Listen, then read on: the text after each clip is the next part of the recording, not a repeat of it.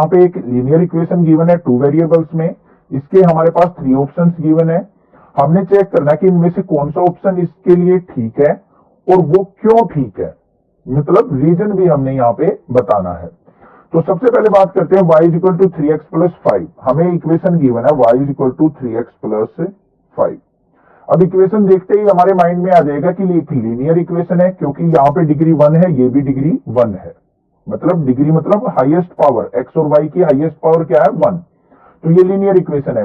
और 2 वेरिएबल यहाँ पे यूज हुए हैं हमारे x और y, तो ये क्या हो गया लीनियर इक्वेशन इन 2 वेरिएबल। अब बात करते हैं ऑप्शंस की। फर्स्ट ऑप्शन है यूनिक सॉल्यूशन। क्या इसका यूनिक सॉल्यूशन एग्जिस्ट करेगा? ओनली 2 सॉल्यूशन, क्या इसके 2 सॉल्यूशन एग्जिस्ट करेंगे, या फिर इनफाइनाइटली मैनी सॉल्यूशन, क्या इसके बहुत सारे सॉल्यूशन एग्जिस्ट करेंगे, ये चीज हमने देखनी है। अब सबसे पहले बात करें यूनिक सॉल्यूशन की।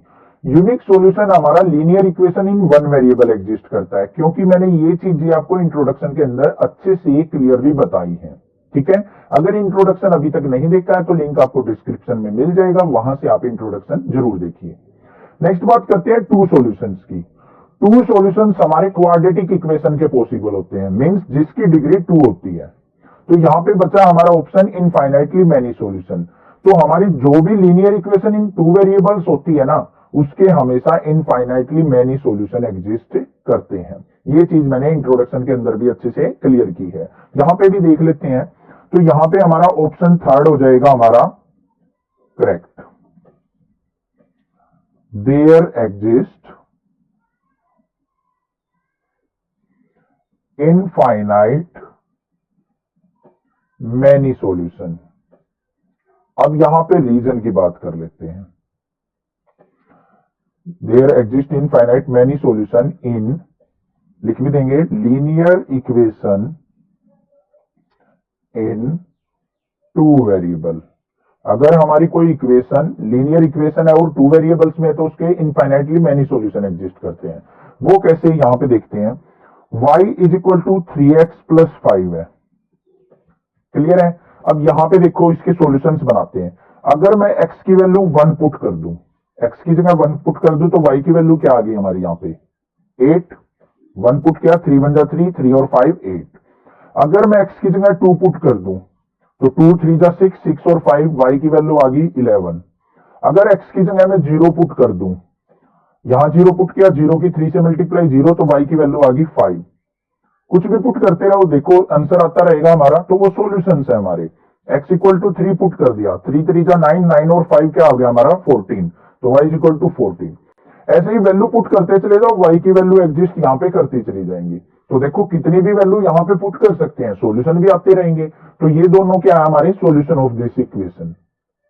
आई होप आपको समझ में आ गया है कि कोई भी लीनियर इक्वेशन इन 2 वेरिएबल्स हो तो उसके कितने सॉल्यूशन एग्जिस्ट करते हैं dear, infinitely many solution exist करते हैं। आई होप आपको क्वेश्चन नंबर फर्स्ट अच्छे से क्लियर हो चुका होगा। नेक्स्ट बात करते हैं अपने क्वेश्चन नंबर सेकंड की। क्वेश्चन नंबर सेकंड के अंदर क्या गिवन है, right 4 solutions for each of the following equation. हमारे पास 3 इक्वेशंस गिवन है। इन तीनों इक्वेशंस के हमने 4 सॉल्यूशन यहाँ पे राइट डाउन करने हैं। तो चलिए देखते हैं किस तरीके से हम यहाँ पे इनके सॉल्यूशंस फाइंड आउट करते हैं। तो सबसे पहले देखते हैं हमारी जो इक्वेशंस है, linear equation in 2 variables given है, तो इनफाइनाइटली सॉल्यूशन एग्जिस्ट कर सकते हैं। मतलब solution of these equation vary कर सकते हैं student to student, teacher to teacher. तो यहां पे हमारे पास इक्वेशन है 2x plus y equal to 7। अब वेरी किस तरीके से कर सकते हैं आंसर, वो अभी देख लेते हैं।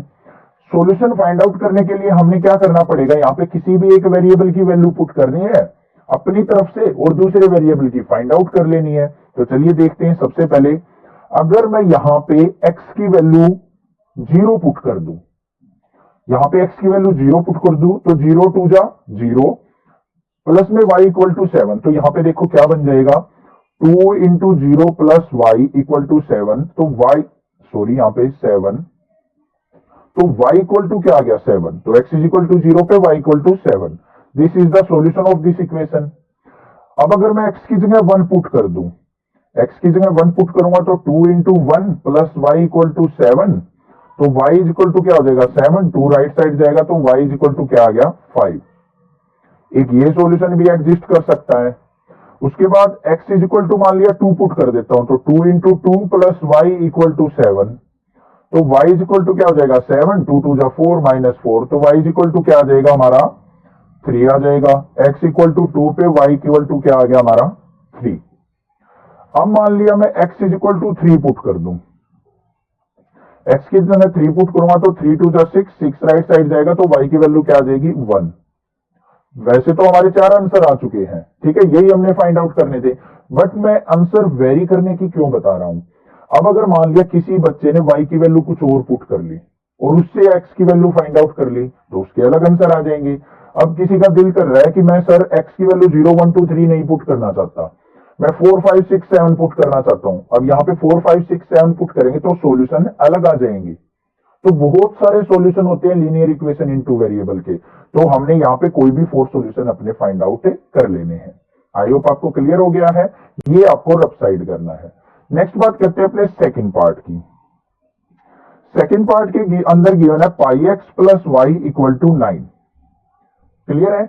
अब यहां पे क्या करेंगे, हम x की वैल्यू पुट करते जाएंगे, y की वैल्यू हमारी निकलती चली जाएगी, या फिर अगर आपका दिल है कि सर मैं तो y की वैल्यू पुट करना चाहता हूं, x की वैल्यू फाइंड आउट करना चाहता हूं, तो वो भी कर सकते हैं। दोनों मैं यहां पे आपको बता देता हूं। तो सबसे पहले मान लिया मैंने x इक्वल टू 0 पुट कर दिया। अब यहाँ पे इक्वेशन है हमारे पास pi x plus y equal to 9। एक्स की जगह 0 पुट किया, 0 इंटू पाई क्या हो गया 0, तो 0 प्लस वाई इक्वल टू 9 और वाई की वैल्यू क्या आ गई 9। तो एक तो ये सॉल्यूशन हो गया हमारा। दूसरा मान लिया अब आपका दिल है कि सर मैं y की वैल्यू पुट करना चाहता हूं, y की वैल्यू मैंने पुट कर दी मान लिया 2, तो यहां पे क्या बन गया pi x plus 2 equal to 9, pi x is equal to 2 right side जाएगा 9 माइनस 2 7 और x इज इक्वल टू क्या आ गया 7 बाय पाई, 7 बाय पाई।